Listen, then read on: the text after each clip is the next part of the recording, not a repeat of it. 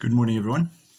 Well, we're referring back to our scriptures today.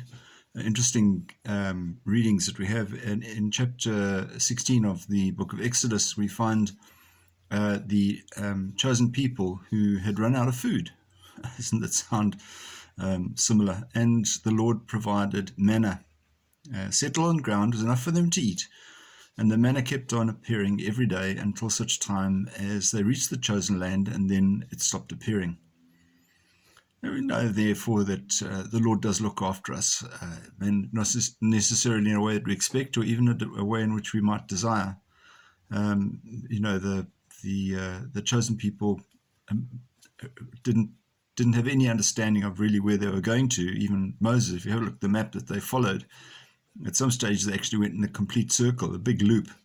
You sort of say, well, they were not terribly sure about where they were going. In fact, the journey in finding the chosen land took a long time. Some people who left Egypt and never got to Israel, and some people who were born on the journey were in fact never knew their history. So it's an interesting scenario that we don't necessarily know our direction.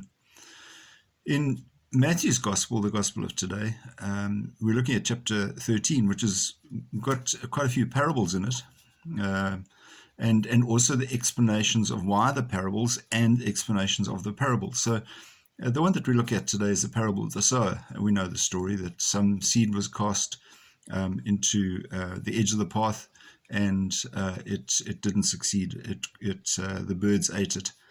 Some fell onto rocky soil. The roots didn't go down, and so therefore it was baked by the sun.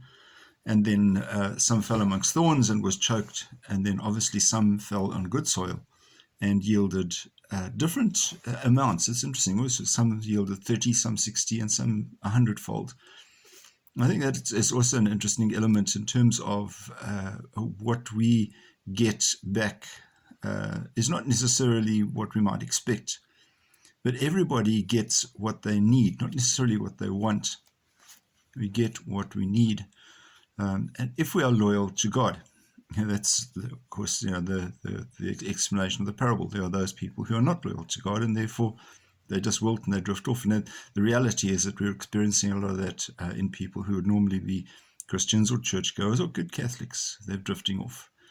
So the parable is really relevant to us today. I encourage you to read it, to meditate on it, and to see exactly where you stand in terms of the explanation that Christ gives us. So have a wonderful day, and please, as usual, look after yourselves, and we'll see you again. God bless. Bye-bye.